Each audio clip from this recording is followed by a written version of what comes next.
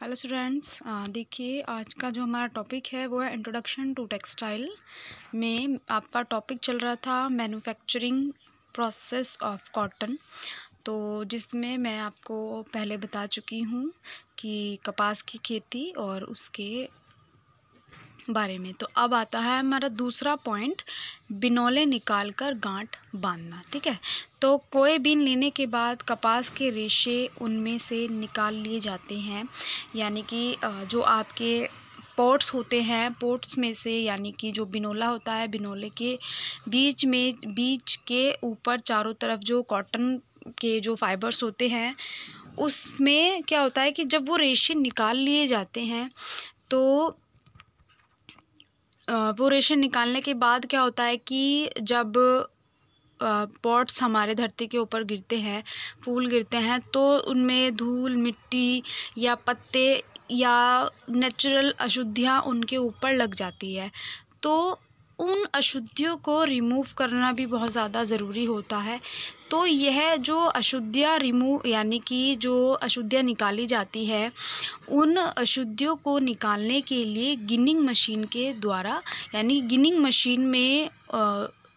अशुद्धियों को निकालने की क्रिया संपन्न की जाती है, या गिनिंग मशीन में अशुद्धियाँ निकाली जाती है। तो मशीन में बड़ी बड़ी दांतेदार आरियाँ लगी होती हैं और इसके तेज़ी से घूमने पर रुई इनमें फंसती जाती है, यानी कि जब वो मशीन या जो रोलर्स हैं आपस में घूमते हैं तो जो आपके कॉटन फाइबर्स हैं वो आपस में एक दूसरे उन दांतेदार आरियों से लगने लगते हैं। तो क्या होता है कि दूसरी तरफ क्या होता है कि जब वो तेज़ी से घूमता है तो कॉटन उसमें फंसती जाती है और वो एक साइड में जा कर के एकत्र यानी कि इकट्ठी होने लगती है, तथा अशुद्धियाँ जो होती है इनसे अलग हो जाती है। यानी जब रोलर्स आपस में घूमते हैं तो जो उनकी मिट्टी है, धूल कण है, वो नीचे बैठने लगते हैं और कॉटन उन आरियों में ही फंसी रहती है और वो साइड हो जाती है। तो अशुद्धियाँ इनसे अलग होकर के या पृथक होकर के नीचे जमा हो जाती है और इसी यंत्र में रेशों पर वायु, यानी कि जो इसी यंत्र में जो हमारे फाइबर्स होते हैं, उन फाइबर्स पर जो वायु का तेज झोंका लगाया जाता है, यानी कि एयर पंप का यूज़ करते हैं, जिससे रेशे शुद्ध और स्वच्छ होकर निखर जाते हैं। तो गिनिंग के बाद साफ हुई जो 500 की जो पौंड की गांठों के रूप में टाट में लपेटकर लोहे की पट्टियों में कसकर बांध दी जाती है। ठीक है, तो यानी कि बाद में क्या होता है कि बाद में गिनिंग प्रोसेस का जब कंप्लीट हो जाती है, यानी कि उन कॉटन फाइबर्स में से सारी अशुद्धियाँ रिमूव हो जाती है, निकाल ली जाती है, तो 500 पौंड की गांठों के रूप में उन कॉटन फाइबर्स को लपेट करके पट्टियों में कसकर बांध दी जाती है। तो जब ये पूरी गांठें तैयार हो जाती है तो इन गांठों को क्या होता है कि मील में भेजा जाता है, यानी कि मील में ये भेज दी जाती है और इसके बाद आगे की जो प्रोसेसिंग है वो की जाती है। तो इसके बाद की जो प्रोसेसिंग है वो आती है गांठों को खोलना तथा आपस में मिलाना, यानी कि जो गांठें बांधी गई हैं उन गांठों को मील में ले जाने के बाद उनको खोला जाता है और उनको आपस में मिलाया जाता है, यानी ब्लेंड किया जाता है। तो इस प्रोसेस में क्या होता है कि आगे की अब हमारा आता है कि रुई की जो गांठें होती हैं वो मील में पहुंचने पर खोल दी जाती है और उनको खोलने के बाद रुई को ढीला करके, यानी कि जो गांठें हैं वो जो आपस में कॉटन फाइबर आपस में मिक्स हो रहे हैं उनको खोला जाता है और उनको फैला दिया जाता है। तो सभी गांठों में काफ़ी रुई आपस में मिश्रित किया जाता है, यानी कि बहुत सारी जो कॉटन फाइबर्स होती हैं आपस में उनको मिश्रित किया जाता है। तो मिलाने की क्रिया इसलिए आवश्यक होती है ताकि तंतु की गुणवत्ता में एक रूपता आ सके, क्योंकि जब तक हम कॉटन फाइबर को नहीं मिलाएंगे तो उनमें इतनी ज़्यादा अच्छी प्रॉपर्टी नहीं होती। तो यानी कि वो हर फाइबर एक समान नहीं होता, तो सभी फाइबर्स में एक रूपता लाने के लिए उनको आपस में मिलाया जाता है। तो खोला इसलिए जाता है ताकि तंतु के कड़े गुच्छे, यानी कि उन गांठों को इसलिए खोला जाता है ताकि जो तंतु के बहुत कड़े यानी बहुत टाइट गुच्छे होते हैं वो गुच्छे ढीले हो सके, यानी उनको इसलिए फैलाया जाता है। और अलग अलग यानी कि उनको गुच्छों को ढीला कर करके उनको अलग अलग हो सके, या वो बिल्कुल एक तरीके से अलग हो जाते हैं एक दूसरे से। तो सफाई, और थर्ड चीज़ ये होती है कि सफाई इसलिए आवश्यक होती है ताकि अनावश्यक जो पदार्थ होते हैं, धूल मिट्टी होती है, या पत्ते आ जाते हैं कॉटन फाइबर्स में, छोटे छोटे पत्तियाँ आ जाती हैं सूखी हुई, तो घास हो सकता है, और बचे हुए बीज आदि निकाले जा सके। इससे क्या होता है कि इन इम्प्योरिटीज़ को निकाला जाता है, और इनसे यानी इनमें सब में समानता आ जाती है जिसके थ्रू। तो यहाँ पर 3 यंत्रों की बातें की गई है, यानी कि 3 चीज़ें कही हैं, उनको खोलना, उनकी गांठों को फैलाना और उसमें फिनिशिंग। तो ये तीनों चीज़ें जो होती हैं 3 यंत्रों की सहायता से किया जाता है, यानी इनका सुलझाने का काम किया जाता है। तो ये यंत्र होते हैं, एक तो ब्रेकर होता है, एक इंटरमीडिएट होता है, और एक होता है हमारा फिनिशर।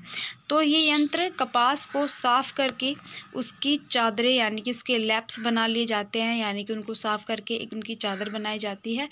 जो कि कम से कम 1 इंच मोटी होती है और 40 इंच चौड़ी होती है, और तथा वज़न में वो 40 पाउंड की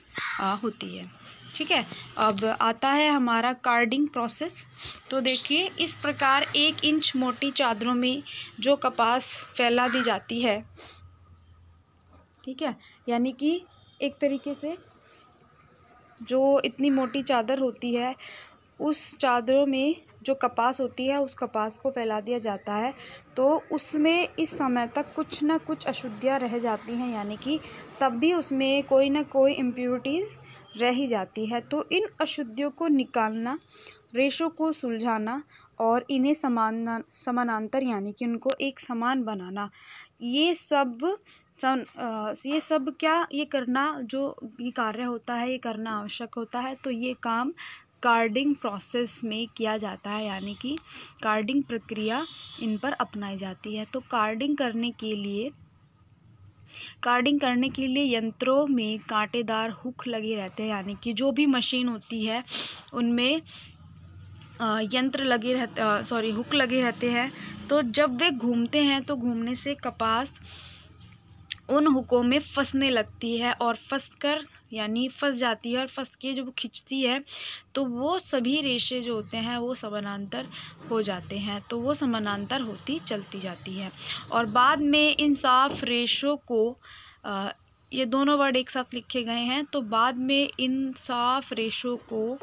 कीप में से निकालकर पट्टी के आकार का बना दिया जाता है, और ये एक तरीके से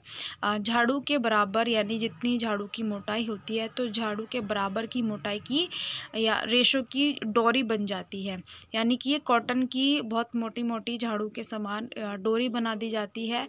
और इन डोरियों को कार्ड स्लाइबर कहलाती है। ठीक है, तो ये जो डोरियाँ होती हैं ये कार्ड स्लाइबर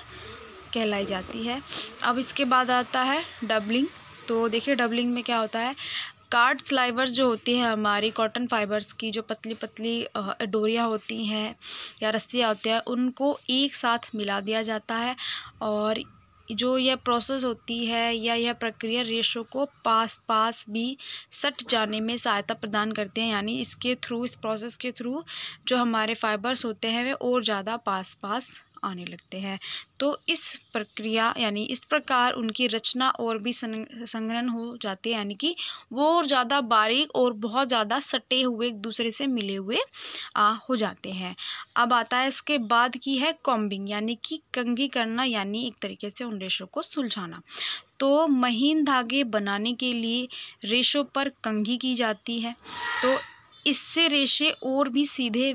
समानांतर हो जाते हैं, यानी एक समान हो जाते, इक्वल हो जाते हैं।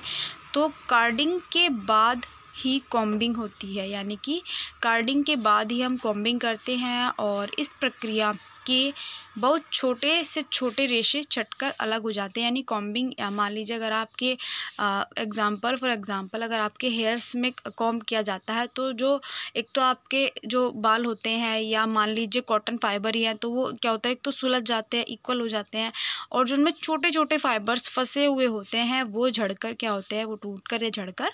नीचे गिर जाते हैं। तो इस प्रक्रिया में बहुत छोटे से छोटे रेशे छटकर अलग हो जाते हैं, यानी छोटे छोटे फाइबर्स अलग हो जाते हैं और शेष सभी रेशे एक बराबर लंबाई के तथा एक समान रूप में एक समान लंबाई के हो जाते हैं, चिकने और समानांतर व्यवस्थित एक तरीके से हो जाते हैं। ठीक है, तो स्टूडेंट्स इसके आगे की जो प्रोसेसिंग है नेक्स्ट, वो मैं आपको नेक्स्ट वीडियो में बताऊंगी।